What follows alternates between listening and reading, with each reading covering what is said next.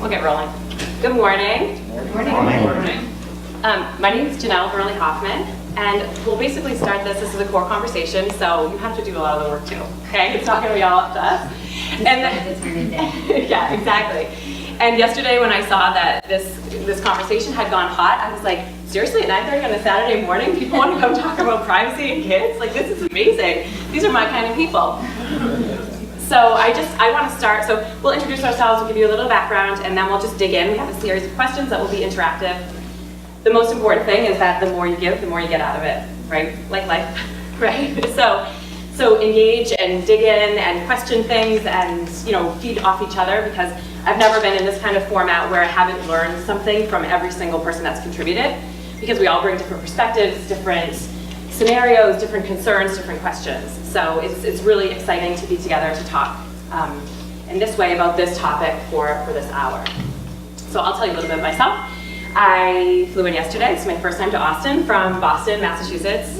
Yeah, represent. Always get one of those. And I am the author of iRules, What Every Tech Healthy Family Needs to Know About Selfies, Sexting, Gaming, and Growing Up. And that was published last spring by Rodale, so that was really exciting. And now I speak at schools and communities and at conferences like this all over the world, which it's been a very exciting year, which is a totally other panel that someday I can hope to share all of the great connections and insights that I've had from people all over planet Earth. It's really fascinating. And I'm also a mother of 5. Yeah, can you gasp? Can you give me like a little bit of like Jaws drop, yeah. I needed some sort of verbal you go girl or something. Yeah, so my kids are 7, 9, 10, 12, and 15. Yeah, can I get a hell yeah? And then, so that's first grade to high school.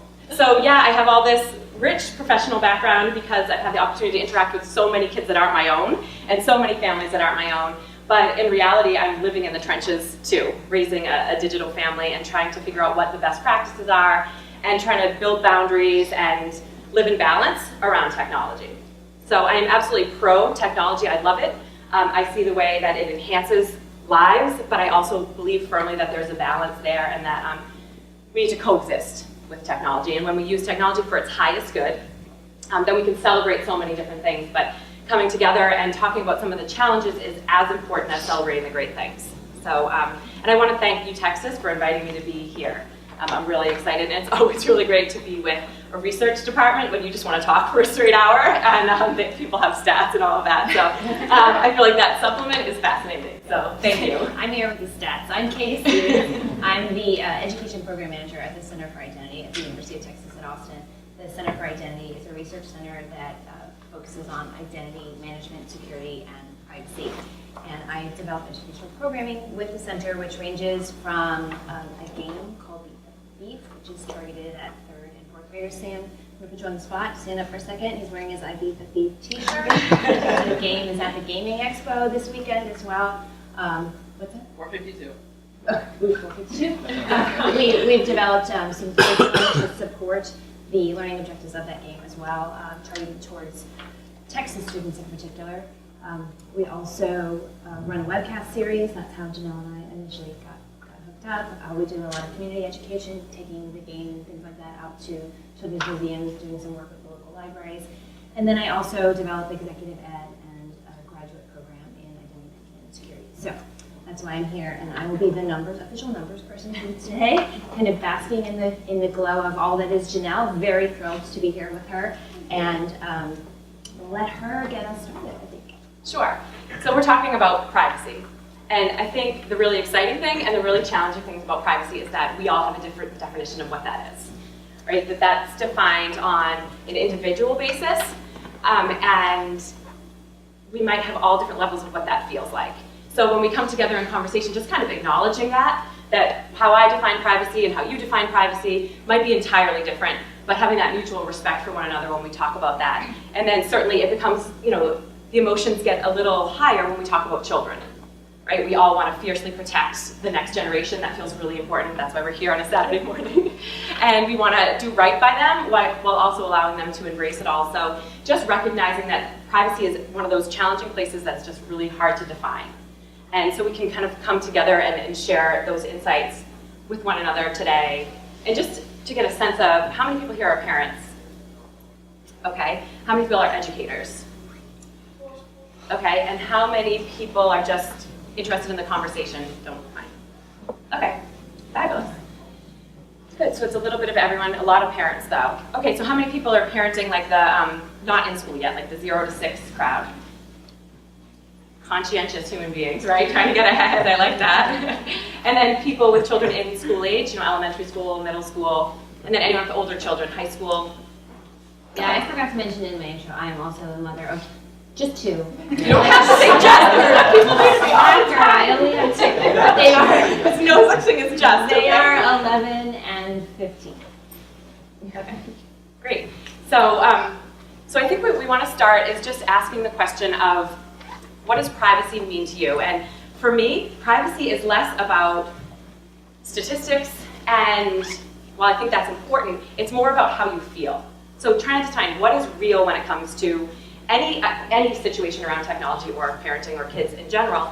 But when we have a feeling, I think that feeling really talks to us. So if we're in a situation where, let's say for example, a picture gets shared, and that picture makes us feel like, I wish that picture didn't go up, of my child, even you can put yourself into the situation too, of your student, that feeling is kind of talking to us. That's going to help us individually define what privacy means. And so paying attention to what, body response to, like, I can't stop thinking about that comment that got shared, or the way that got shared, or why I decided to post that picture, you know, really tuning in and listening to that, and then figuring out, what do I want to protect? Right? What feels important to me? So much of my work requires me to share stories about my own family, to share it about, you know, all the time I have to throw myself under the bus in tech parenting because I'm learning too. And I have to say, this definitely didn't work for me. And I have to be willing to say that. So some of those mistakes involve my kids. So having that boundary of, like, how do I define privacy for my family in a very public way? And the way I've done that is by saying, if the situation has been resolved at home. I actually read this from Brene Brown. She talks about her family too in her work. And she was saying, if it's been handled, then it's something you've learned from, you can kind of tie it up, you know, with a bow, and then go on and teach others about it. But if you're still kind of in the throes of it, it's maybe too vulnerable to bring out into public because you're still working through it. So that's kind of, for me, in a public way or on my social networks or professionally, how I choose to share about my family. And again, that's a moving target, because that means something different, again, with 5 children. Their definitions of privacy are going to be different. What they're comfortable, some of them are extroverts. Some of them are introverts where they're still so young. You know, even my 8-year-old will say to me, well, she just turned 9 last week, don't tell her I said that. And she's very 9. And you know, she'll say, like, okay, you can take my picture with the dog, please don't post it. That feels very important to her, that she gets a choice. And I was telling Katie over breakfast of a story that my 10-year-old's in 5th grade, and I shared like a cute little story about something she said, I can't even remember what it was, but because the world is so blended, her teachers and I are friends on social networks, and we also have a professional relationship because of the work I do. And so whatever cute little quote I put up about her, her teacher referenced to her in front of the class the next day, in a loving way, and not to embarrass her or anything like that, but this bothered my daughter Ella a lot, so much so that she came home to me and was like, you know, teacher said this, Mommy, why did you say that? You know, to her it wasn't cute and adorable what she said to her, it was her. So I had to really rethink that. Each of my kids were my oldest son, like literally, he had to read my book, and there's this whole section of like the first time I saw him looking at porn. Right? And he like proofread it, he was like, go ahead, share it. And I'm like, okay. Can you sign a contract saying that you cleared me to tell the story? So I mean, all of them have very different levels, so I have to consider that going forward too. It's not just my definition of privacy, but that I have to respect the boundaries of my children and as individuals.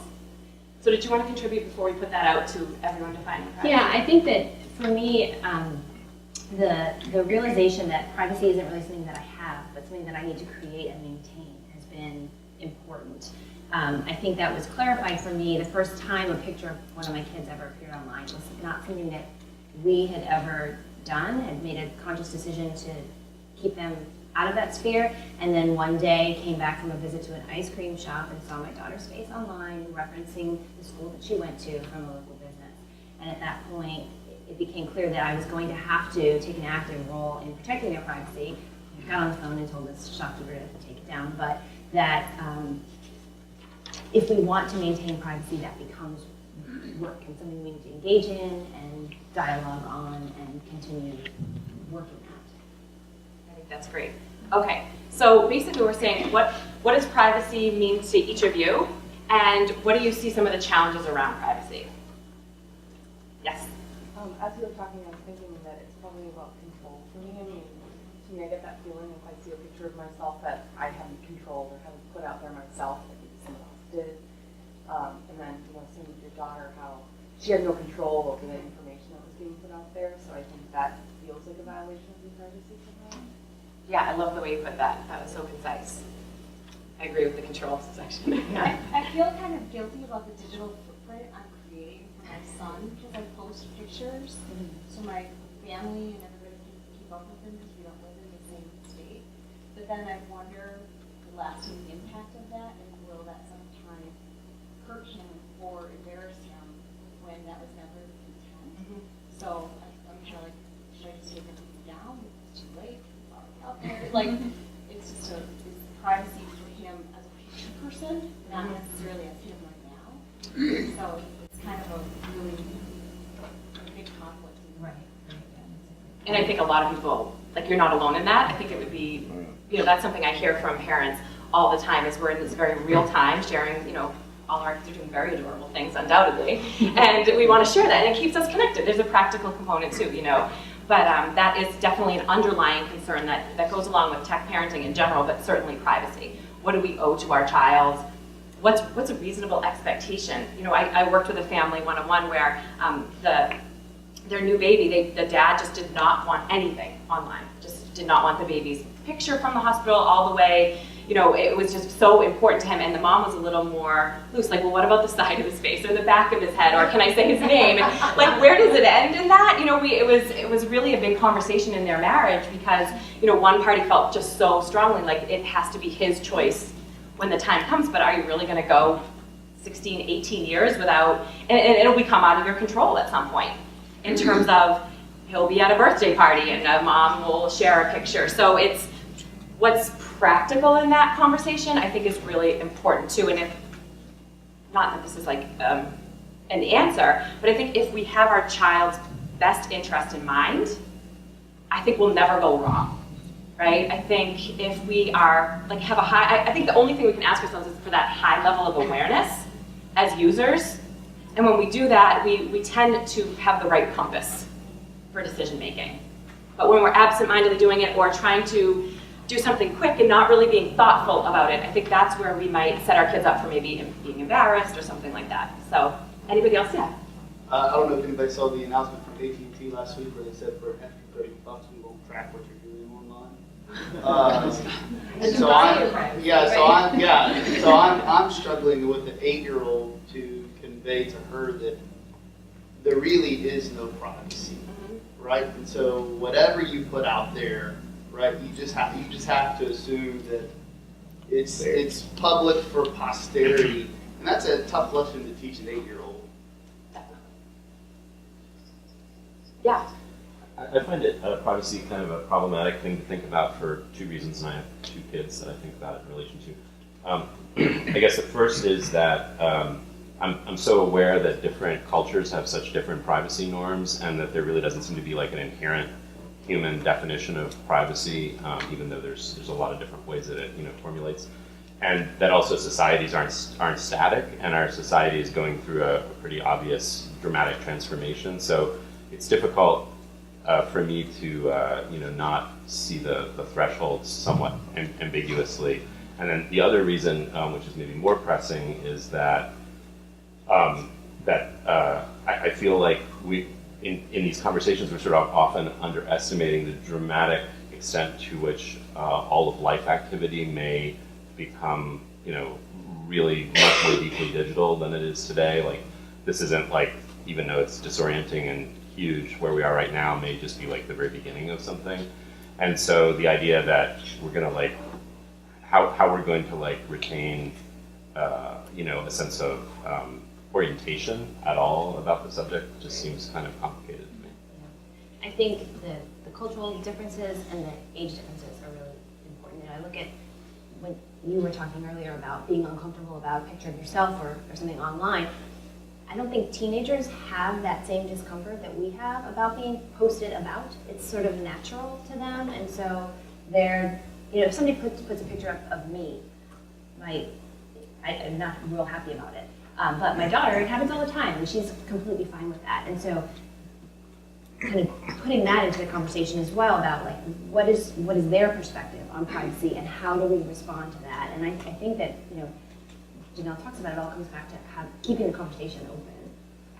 And I think kind of to your point too is I hear a lot of kind of on the same principle of what are we doing as our children will be, in the business world someday, or college admissions, or all of those things, like what kind of trail are we leaving? And then to the point, like, will it even matter? Because we'll all have so much information about us available online that our admissions officer is really going to take the time to go through, every applicant's Instagram account. I mean, is that real, or is that something we just love worrying? Yeah, and just to put a fine point on it, like, perhaps like, and this is just one side of it, obviously, but perhaps like concerns that we have today about shame might be rather irrelevant in a future where people's personal business is generally known. Yes. And so there may be, like, in fact, less shame because there's less of division between how people present and things that they actually do or think or whatever. To me, I think it's also, if it, on a whole, I've got 2 kids, on a whole, if it's a balanced image, so if everything that's shared and it's just about one activity and it sort of can be easily misunderstood or something, then people who might at some point looking up will get a sort of distorted view of what a person is. And if it's a normal person who sometimes laughs and sometimes cries and sometimes does something and sometimes doesn't, then it's okay. Yeah, when I work directly with teenagers, one of the activities that we do together is we create an offline profile. Yeah. So I ask them to create like an analog profile of themselves, like how do you want to put yourself out to the world? Who do you feel like you are? And then I have them consider their online profile and the pictures of it. Does it represent that offline person? And sometimes it's yes, and sometimes it's no, but I think the closer we can get to representing who we are in an analog way, in the whole person, and I think this applies to adults too, the better representation we are and the more comfortable. There's this whole component of like, if I am getting a job or if I am applying to college, come find me because you can see the real me. It's a person I can stand behind. And I think that's an important approach when talking with teenagers is, can you stand behind that? That was me. That is me. And yeah, I've grown up since I was in 8th grade and posted that, but that was me then. So having this kind of self-knowledge and self-awareness, I think is critical to seeing all of a person. I think the self-awareness piece is extremely important. And I think that we have to start having these conversations with preteens and not teenagers because, okay, so I worked in a high school, a performing arts high school where I taught junior level acting. And one of the exercises we did a lot is we would videotape all of our performances and all of their performances so that they could learn and watch themselves. And when they would watch themselves not in performance but the camera is still rolling, the amount of like, oh my God, and like, I'm like this, and all the teachers, of course, are like, yeah, you don't realize that you are on all the time and you are asking people to look at you all the time. I think we do it as humans, so of course we would do it online, but I think we have to bring that awareness even like before we get into high school a little bit. Without a doubt. Yeah, without a doubt. And I'll come back on another point to that. Go ahead. Yeah, I mean, I think I've got I have 5 children as well. Yay! You did a lot more work than I did. That's why I put you in the front row today, so just so you could give me that compliment. And they range from 3 to 26. So, not math. The thing that strikes me is a lot of this conversation is about what we post about our children. And I think a lot of the conversation ought to be what they post about themselves. And I agree 100%. It's not necessarily the 13 and up. The amount of pressure I get from my 9-year-old daughter, she's 7, about having Instagram, about having so about what can be on the internet, who will meet, about finding an app on her phone that did karaoke that she was able to share with other people that she had 150 followers. And with very age inappropriate comments. conversations with people. Not necessarily that, and that's, I think, the question I have for everybody is how do they police their kids' use of, technology is getting younger and younger and younger. They're required, right? And what age should you have a cell phone? 12, 11, 10, 9. Some I mean, well, it's just like the people that are going to be evaluating us for jobs are the people, who do you think admissions officers are going to be in 10 years? So they're the same people that are doing this stuff now, they're not going to care. So we have to assume that progresses, but at what, do what we learned at 16 or 18 or 20, is that being presented to an 8-year-old? And what are the implications of that? What's our responsibility? How do we edit this? It's a full-time job, learning their devices. Definitely. Curating their devices? And that is a universal discussion right now, like that everybody is wondering, what is too much too soon? My personal platform on this is that it is our obligation to guide our children, right? So I think of technology as a conversation about health. So it's up there with the top, health and wellness dialogue. So if we're talking about, getting enough sleep, getting enough fresh air and exercise, eating well, like all of those things, I think technology 100% belongs up there. So how do we define what's healthy? Again, come back to that feeling. And I think that the longer we can delay certain technology, the better off. And then it's also our job to guide them. Whether we want to or not, it is our core responsibility to guide an 8-year-old to either saying, no, we're just not gonna go on those sites, we're not gonna go on Instagram. Having the digital fluency ourselves to say, this just isn't gonna work for me. I think it takes a lot, it takes work, it takes courage, without a doubt. Having to say, no, that doesn't work for our family. This is what we stand for. So much of what I talk about is that we parent the screens the same way we parent away from the screens. So what we stand for, what are our values, what are our principles, what are those words, and can we need to stand behind those words online as well, and what that really means and how we define, what it is that we want. So I think it's important that we know our child and their individual tendencies. Some of us might have kids that it's all about the followers. They're 11, they get Instagram and they don't really care. They just want to see that number go to 500, whether they know them or not. We have to know that about our kid and set boundaries well in advance. Like my son who's in 6th grade is a new to Instagram user. So on our beginner plan, basically is what I call it, right? We kind of came together and made a contract. And on our beginner plan, we sat down together and talked about some different boundaries that we were going to use as he was kind of in this trial period for 6 months.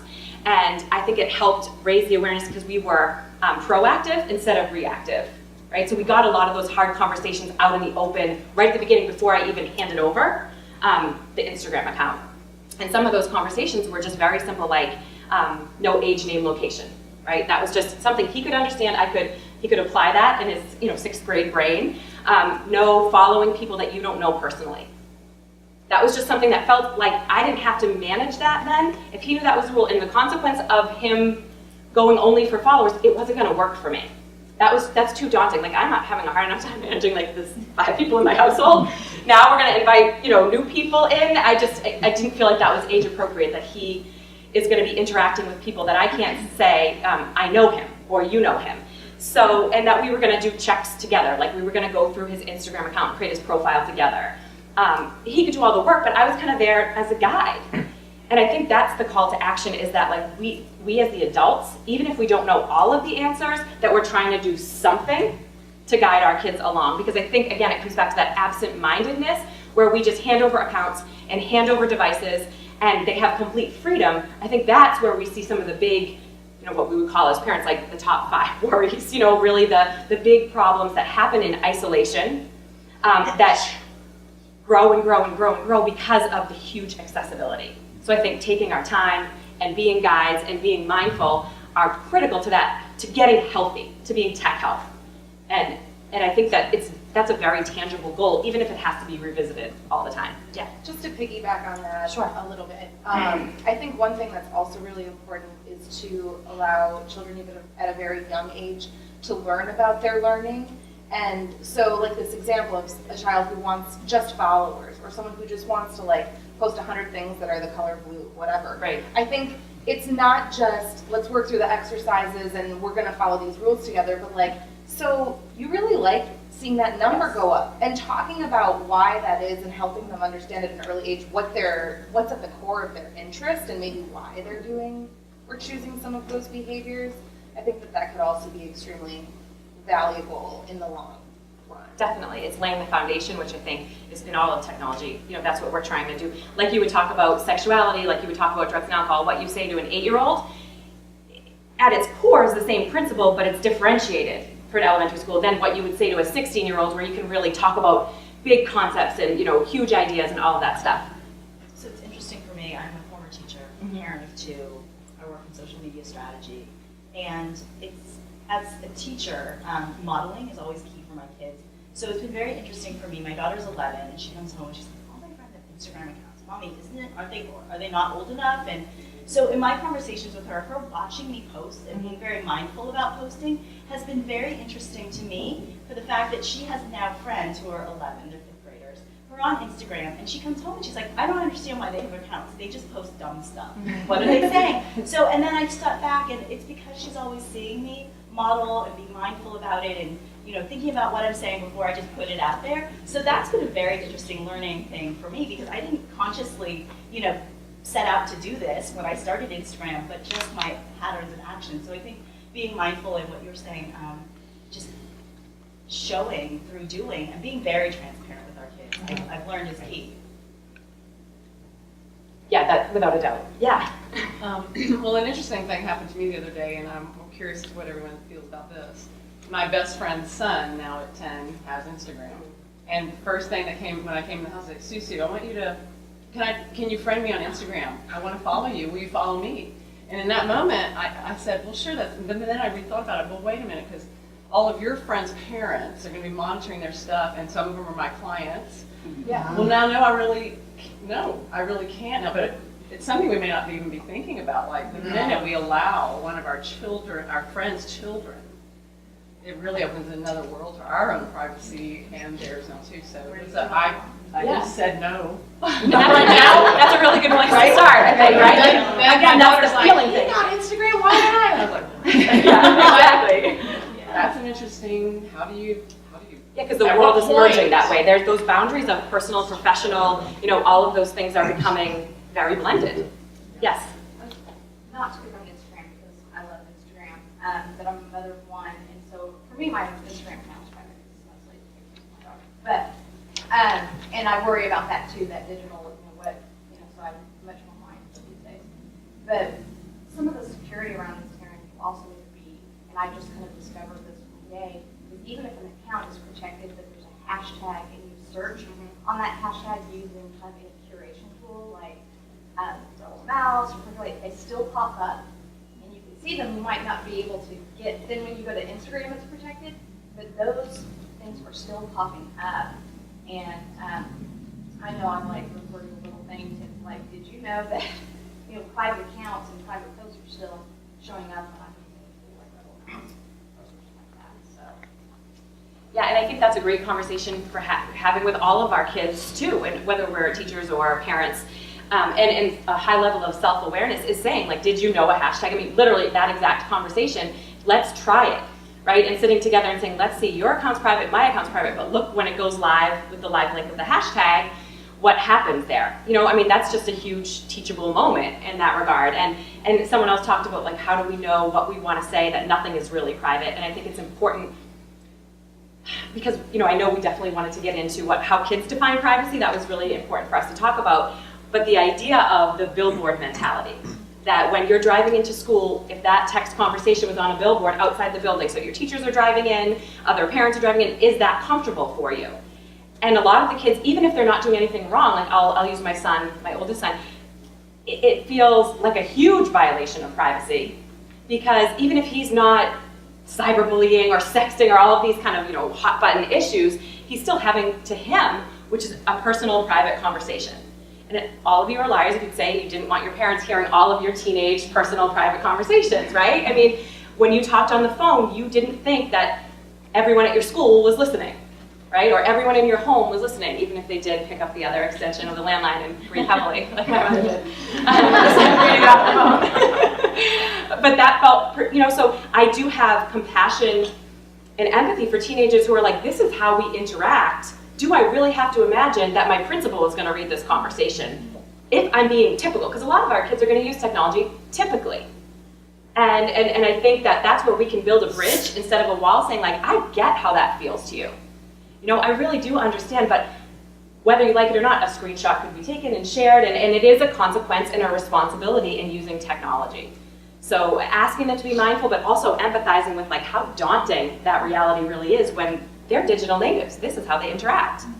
I'm a lawyer and I live in South Africa, and I do pretty much what you do, just going around trying to do as much educating as I can. And sometimes I feel like I leave a session and I've given this mixed message, which is exactly what you said, sort of billboard test. As soon as something, what you said I liked, sort of, as soon as something is, it's public for posterity, as soon as it's digital, that this, you know, and then teaching them about privacy as well. Is on one hand saying there's no such thing as privacy, presume that anything that goes remotely digital will be seen by everybody. And on the other hand, trying to teach them about privacy settings and Instagram accounts and not using the hashtags. And so I'm not quite sure what I'm even asking, but I feel like the message is mixed. You know, are we telling our children that there is no such thing as privacy, or are we saying that there is, but they have to learn to look after it? Because the power of the screenshot really means that anyone can see something. I think we are teaching both perspectives, right? I think that is the responsibility, is that I'm going to give you the information that's age appropriate for you so you can have as much success with the technology that's possible, but there's always a consequence or a risk. I mean, I think of like driving.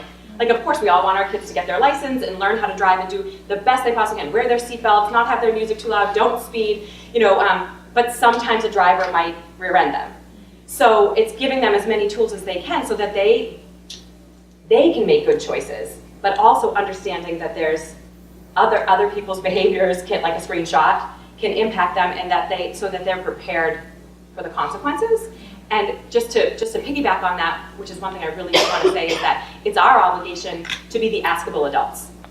No child, whether they're 8 or 16, should have to manage this learning curve, this tech world on their own.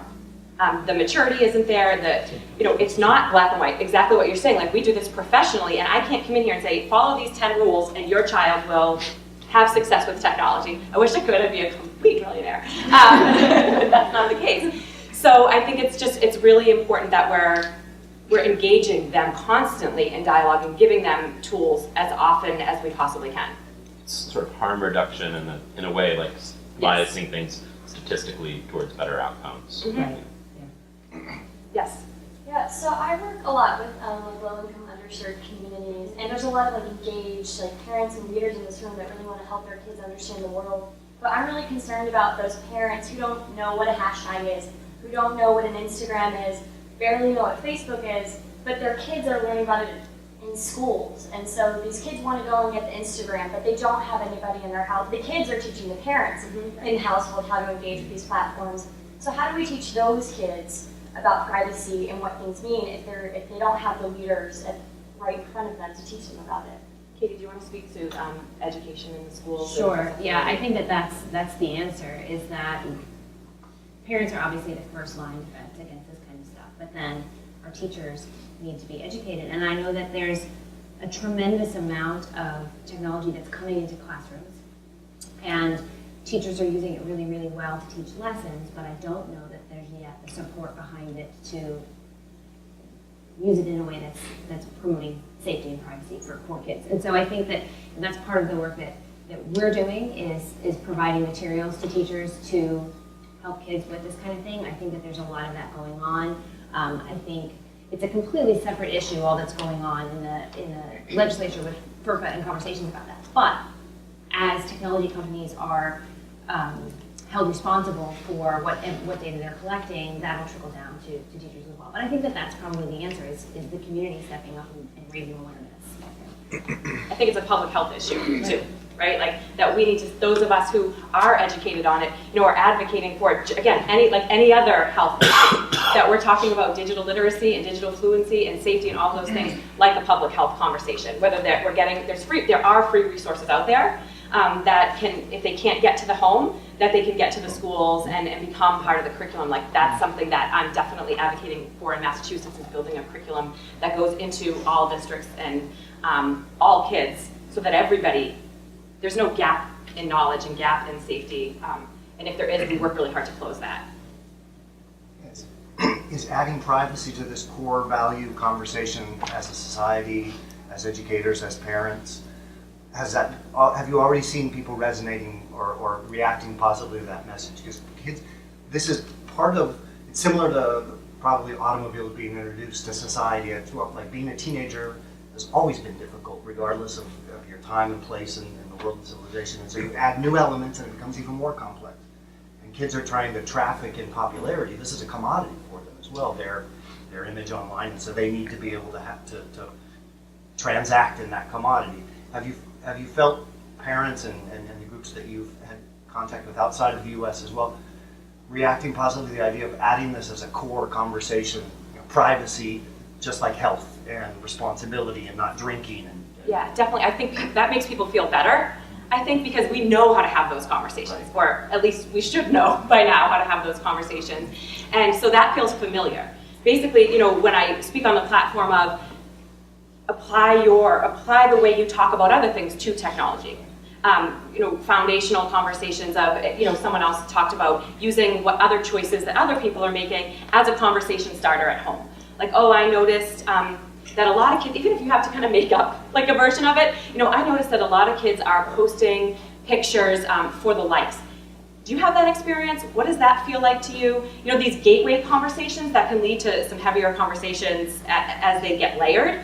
But asking their opinions, asking their takes, like, I witnessed a girl that I worked with in a high school put peanut butter all over her face as an effort to get 500 likes. Like, this is a smart child, right? She has a lot to offer, but this kind of thing where it's fairly permanent choice to make, but the likes drove that, and that was fascinating to me. And so that was a conversation in our house, like, what would you do for likes? Became a conversation, and that. And dangerous. Yeah, it's a slippery slope. Okay, that's my next session. Everybody that really wants to stay. But yeah, so I think when you talk about it in that category, people are comfortable with that, saying, "Hey, make privacy and tech health, up there." That's like, okay, yeah, that makes sense. So I think it's reassuring. Just kind of the point in all of that. Yeah. Hi. I have a question. How much, and I know there's no set that's rule, but how much involvement generally would you have with your children's accounts? For example, like, it's one thing to have a paper journal and, not violate the privacy of opening it and reading it, but, I'm assuming you'll have access to being able to see what they're posting, but, beyond that, peek in Facebook, like, is that too far? I'm just curious. I think this is a great question, and I think, again, it's going to depend on our child. I worked with a family whose their teenage daughter just could not stop sending sexually explicit pictures, sharing. They would take the phone away for a week. And so for me, it was like she's having high-risk behavior, because even though she doesn't want to, she's doing that anyway. So for me, the problem wasn't the technology, was the vehicle, but the problem was the behavior. So when I worked with that family privately, I was saying, like, what I really think we should be talking about here is the sharing makes it possible, but the behavior is something that needs a lot of your attention. And so I think knowing our kids and knowing their tendencies is really important in terms of tech monitoring. So if we have a kid that just wants the likes, or kids that just insist on playing Minecraft with people they don't know, we're going to have a different level of vigilance. Or kids that have been mean to other kids online, and we can see, like, potentially this could turn into a problem. For whatever reason, my kid feels very powerful online and is saying things that aren't consistent with who they are. I'm going to have a closer watch on this. And then some of us, our kids might, like, leave it under the bed. I don't know. I mean, some of our kids are just not going to pay such attention. And you and I talked, we have children the same age, that for the most part, we feel like our kids are using the technology in a healthy way. So for my high school son, I do not feel like I need to tech monitor. There are times that, I'm like, hey, show me what's going on Snapchat. And we have, this has taken me, like, my whole life, 15 and a half years, to get to this point where he's, like, willing to show me. Or I'll ask, like, who have you been texting with? I know I'm noticing you're kind of heads down today. Is something going on? Like, I would rather use the conversation as a gateway, and I can because of his tech behaviors. But if the conversation can't be there, and if it's safety, child safety, like, privacy doesn't exist, right? Our job is to keep our children safe. So if we have a kid who it doesn't behave safely online, then that's an entirely different level of tech monitoring. So again, I say, like, have a sense of what it is, like be on it, but not in it, right? So I might say to my son who's new to Instagram, like, hey, I saw so-and-so post this picture, and like he's kind of reminded, like, oh yeah, she's on there too. You know what I mean? Like I don't need to say, like, I've been watching you, because then kids get defensive. But if we have like a mutual, like say we follow LeBron James, both of us, like I do that only so I can have conversation like, oh, did you see that dunk video he posted? It's kind of like jogging his memory of like, oh, we're seeing the same thing. Like I have an audience here that I need to remember. So some of us might be more comfortable like reading every single text, but I think, what are our intentions? Is it safety because of the tendency of the child, or do we want to be up in their business? Those feel like two very different things to me. Can you use that as a vehicle because you're talking about privacy in the context of privacy? Like, oh, we don't respect your privacy at home, but we expect everybody else in the world to respect your privacy. Definitely, and what does privacy mean for a kid? I mean, for a kid and for a teenager, I think it's all very fluid, because I think it would be a disservice to give an 8-year-old a very powerful device, this is my personal opinion, with access to everything and never monitor it, in my opinion. But to a 16-year-old who's having, you know, like I'm looking at other areas, okay, how's your schoolwork, how's your contribution to the family system, do you interact with peers in real life, do you get enough sleep, you know, okay, I can check those things off and you're doing okay. I mean, not to say that they don't make mistakes, but you know, is it generally okay? I feel less inclined to need to read every like emoji that gets sent back and forth. And there are ways that they're gonna hide it all the time. Yeah, oh, go ahead. So, 2 quick points. First, I think there's a really difficult parenting moment when it comes to signing up for many of these social media platforms.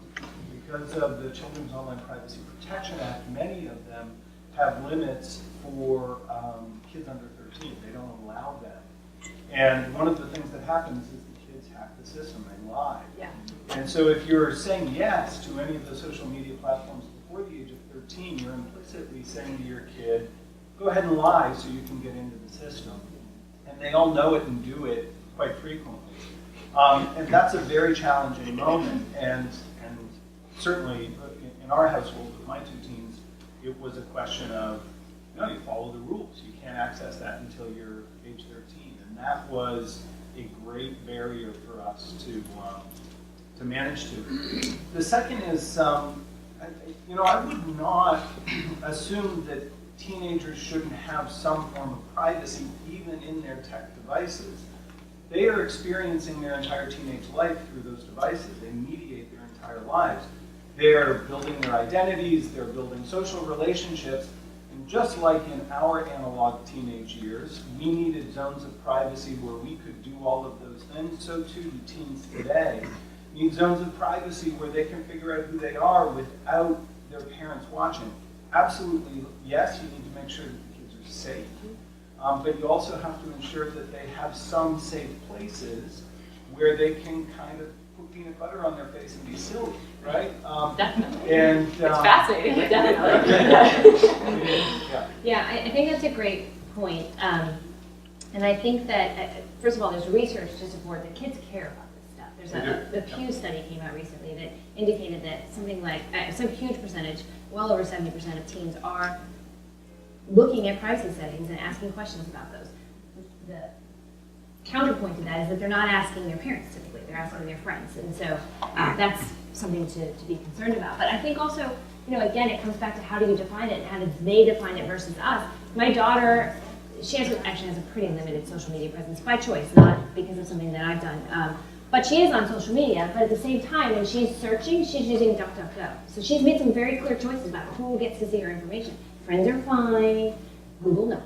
So, they are thinking about these issues in ways that we may or may not be. So, sort of come back again, but Dana Boyd wrote a great book on this. It's complicated.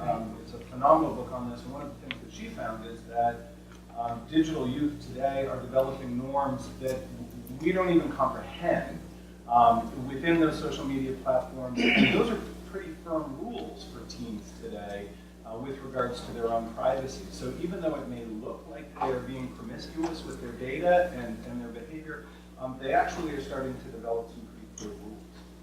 And yeah, if you ask, this is my other point too, is asking our child or our teenager how they feel is a really great way to even start this conversation. Like literally saying like, what are your thoughts on privacy online? Because a lot of us aren't even having those conversations with our kids too. So I think it's a great place to start. Like, what does privacy mean to you? Just like we started today. And how do you define, this is how I feel about it. You know, that device is very personal to them. It's an extension in a lot of ways of who they are, of who they're interacting with, of what feels important to them, of where they're giving their time and attention. So I think it's critical that we are asking them the questions. You know, we're so quick to say like all teens or all tweens are doing X, Y, and Z online. But in reality, when we actually talk to teens, it's something very different. Snapchat, for example, has a reputation, or initially when it came out, of being, you know, the sexting app because it disappears after a certain amount of time and there's this impermanence to it. But when you actually get in a room with teenagers and ask them, why do you like Snapchat? I'm not saying that they don't use it in some capacity for risky pictures, but what they'll say is, I love taking selfies of myself with bedhead, or when I first wake up in the morning, and sending it, you know, the closer the friend, the uglier the selfie over Snapchat. And I found this information fascinating because that wouldn't have occurred to me if I didn't actually ask teenagers what they thought about that and why they like it. And because it wasn't on Instagram with, you know, their 300 followers, they could just snap to, you know, a half dozen of their close friends or something like that. And it was a place to be silly, exactly what you're saying, that silliness had an outlet. And now that was really great information. Again, so asking what we're curious about, they probably have an answer to. And of course we can guide that. Okay, yeah, I agree with that part, but this part concerns me a little bit. You know, and build the dialogue around there. And I think it's critical because we can't make decisions for kids without engaging kids. You have conversations, I think probably primarily with teenagers, around location-based services and the convergence of basically digital and the physical world, and now, you know, more and more companies know exactly where you are and you can share your location as well. Yeah, it's interesting. A lot of the teenagers, like, you know how you would drop a pin at a restaurant and GPS, I don't see them, and I don't know if you see that in your work, that I don't see them using a lot of the things that, you know, adults will say, like, oh, we're having a drink here, and drop a pin there or name it.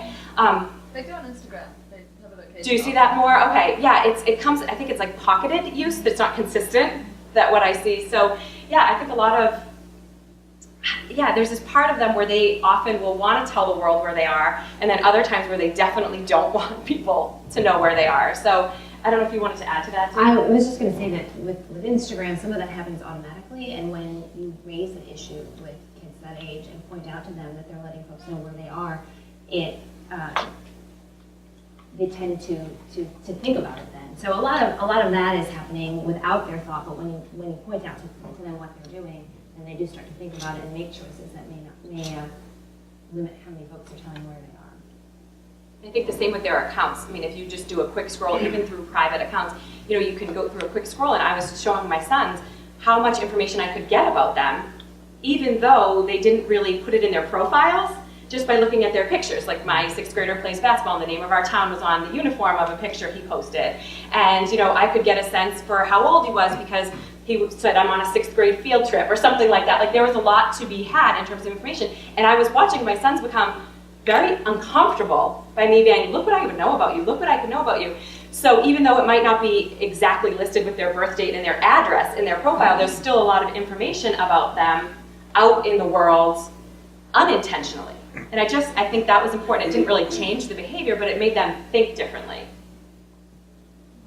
Yeah, I think just to piggyback on that, I mean, the whole thought that there's a Latin long attached to every Instagram picture scares the hell out of me, right? That it's, I mean, it's happening whether you want it to or not. And you know, I think, do you have any research or any thoughts on, you know, are they generally aware that that's happening? I don't have any figures. It's a very interesting question about what their level of awareness is with that. Yeah, I think they're often quick to say, like, oh, I know, until you actually are digging into the conversation a little further to say, like, are you aware? And I think there's a lot of Instagram users that are non-children that aren't necessarily aware of all of the ways that social networks are being used. Because I know there's a lot of people that are talking about, you know, location being the new cookie, and you know, I just think it's really scary. Yeah. Right, It's because an unknown. all that information's available through their APIs, and Yeah. you know, it's definitely the Wild West. Absolutely. I think there's this learning curve. You know, often people will come up to me after and say, like, why are you doing this work? It's just going to go to wearables, or, you know, human and machine are going to start to blend, but we have to be engaged during that transition. That might happen, right? I mean, certainly a lot of things are pointing that direction, but we need to be here to kind of ride that wave of, you know, like you said, the Wild West, the uncharted territory, and talk about best practices in the right now, not so much, you know, 10 years from now, because we don't really know exactly. I think we have to give ourselves the vocabulary, depending on the age level for the child, on how to really explain why this is an issue. So I'm, you know, going back and thinking of, like, I'm in second grade and I'm watching a PSA on stranger danger, and there's a guy in a car and he's got some candy, and this is ridiculous, right? And, like, as soon as you're in 5th grade, you're going like, oh, that video is so stupid. Like, but we have to find some way to communicate this in a very real way, that the reason you don't want someone to do this is because they could find you and kidnap you and something awful could happen. Not that we're going to say this to every child, but we have to convey the reality. You know, if a kid is going to step into the street, I'm going to yell at you and scare you because I don't want you to ever do that ever again. I feel like that's maybe like my obligation.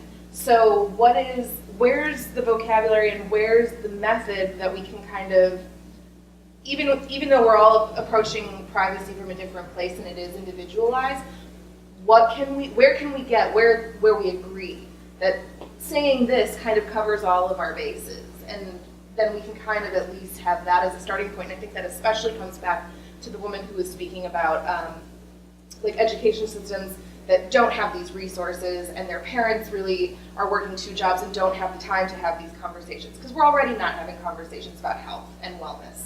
Those things aren't happening. We don't have recess. So I think this is just an added thing, and we need to come up with something, and fast. This is already Like a baseline, basically. A baseline, yeah. So that is great, because this was one of our questions that we wanted to offer to you, and I would love to hear your feedback on this, that if you could kind of wave a magic wand for a golden rule that you think the next gen should have on privacy. If we could only get them to understand one thing, what feels most important to you that they would all, like that, understand if we could teach it? Yeah. Don't talk to strangers.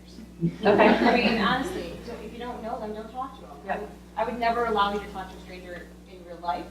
Please don't do that online. Okay. I would also like to explain them the benefits instead of the risks. Mm-hmm. Yes. Yes. Okay, good. Yes. Being anonymous doesn't allow you to be a jerk. Yeah. What? Being anonymous doesn't allow you to be a jerk. Yeah, anonymous is a great conversation to have with all users, but especially new users. I think too, one thing that's important is that even though they might not be part of a conversation, the fact that they're in that group, like some of these apps, there's groups and they don't know these people and they're having conversations that are, like one of the things I really liked that you said was, who you are offline, you should be reflected. And they think that, well, I didn't contribute to that conversation, so I don't have to worry about it. But they're in that group and people associate them with what's being said within that group. Yeah, good. Anyone else? Yeah. Moderation in everything. Yeah. You know, these core values. And Yeah. whatever you do offline, you know, in terms of respecting other people and respecting yourself, do it online as well. Yeah, that's a great one. Yes. You will change and be very different in 10 years. Yeah. It's kind of like a tattoo. Yeah. What you post is out Yeah. there. Yeah. And it's very hard to get it removed. Any other golden rules? Even if it's idealistic. Yeah. Yeah, I think, I'm not sure if I can get this out in a coherent way, but I think something about the consequence relationship, like the consequence relationship is still there, it's just harder to see or something like that. Yep. And it may be farther downstream, like with a story or something like that, because I think that's one of the things that's complicated about this is that you can actually do an enormous amount online for decades and have no consequences. And I think that is sort of like has a reality that swims in the other direction from a lot of things that people are saying, even though I don't disagree with what people are saying. Well, that's actually what you're saying is actually it's like grown-ups already have a hard time, to save money for pension later. how would you, Think well, that far in think of advance, right? further Right. ahead, how would you then expect somebody with a 12-year-old whose brain is not even sometimes far enough to see Right. consequences? I mean, what age do you let your children cycle on the street, you know, and see the traffic? It's actually really difficult to think. Yeah, in the teen brain where risk is the reward, right? That's developmentally appropriate to behave in that way. And now There's an we're unlimited amount of risk yeah, I that mean, you can take. it's yeah, infinite without a doubt. How are we on time? 5 minutes. Okay, perfect. So other golden rules? No? I don't have that, but Okay. so I'm a lead technologist for Pearson, and the power of social interaction and its correlation to increased efficacy is influencing new learning models, right? So the flipped classroom is because, and you now as an adult, you're learning a lot. You're seeing something being discussed, and you're going off and you're researching and you're learning about it. And so I think if we look at Pearson, we look at Coca a lot. We're an international company, so we're trying to figure out where can we store these kids' data, where can we store the data about how they're interacting with content. We know so much about what's helping them learn because of the digital delivery channel content, the move away from the classic print textbook. And so we're protecting that data and we're using it for responsible learning paths. So I just want, it's scary, right, this whole social thing. But even for kids under the age of 13, my kids are going online and they're doing Raz Kids and they're getting homework that's online. And so social is so relevant and so important to increase learning. And it's, I mean, as the topic of this discussion is, we have to figure out how to deal with the privacy aspect of it. But I don't think it's going to go away. And I think it's just going to be more and more relevant to curriculum. Definitely, and I think that another whole conversation would be around privacy in schools and that component. And you know, I know my own kids were using Google Docs, which means that they can co-create content every day, so they're interacting. But now they can share pictures. You know, so yeah, my 5th grader might be putting a picture of like a pug and a pumpkin and sending it off to her friends. But it's basically like a gateway drug to sharing online. She understands the did she respond to me yet? So she has no social networks, but essentially she does. And it was introduced by school. So there's this whole other conversation that is, and I couldn't agree more, that is not going away. So, you know, we need to continue to come together in community like this. And I think it's so critical that people share ideas and their thoughts and what they're afraid of and what they're celebrating, like you said, because it's not just, you know, it can feel heavy, and then you go in and you see a classroom where they can bring differentiated curriculum and they can bring, they can help a child stay organized with tools that way who maybe would have flunked before because they couldn't keep their papers in the binder or something, and so you see all the possibilities, and that's really exciting. And then, but we still need to come together to kind of throw out those challenges and try to find solution. And again, it's that heightened awareness. I think that's the critical piece is staying with it and staying curious about it. I just have a quick question. Yeah. So you know how they say kids of smokers are more likely to smoke? Mm-hmm. Is it, and she mentioned about the modeling, is it similar? Have you seen similarities? Like, for example, if you have a excessive user parent, do they turn into excessive user children? If you have someone who's overly worried about, do you see the modeling behavior in this avenue like you do in other healthy? Yeah, I think what's interesting too is a lot of us who have had kind of been parented in an extreme way, we often take the other approach too. We go the polar opposite. So I think that when I talk to tweens and teens, they'll say, my mom's addicted, right? They want to tell me this information and now they want nothing to do with it because they think the parent behavior is kind of obnoxious. And so they feel embarrassed by that and like, oh, she's always posting or she's always, and so our own awareness of how we're using too is influencing our kids. And then, so certainly, yes, that can happen where they're like, this feels uncomfortable, or they just have open-ended use to it too. So I think I do see both. I think it can be extreme, and that's the one thing that kids are saying to me all the time, and nobody believes me, but real live human children are telling me that they miss having family dinners without devices. That the times of year they look forward to are when they go to that, cabin in the mountain and there's no cell service, or they have a day at the beach, or it's about presence. I think this is another huge component of what I talk about, but I think it's worth mentioning while we're here together in community, is that kids are craving our attention, and also they don't mind when people set boundaries around their tech use.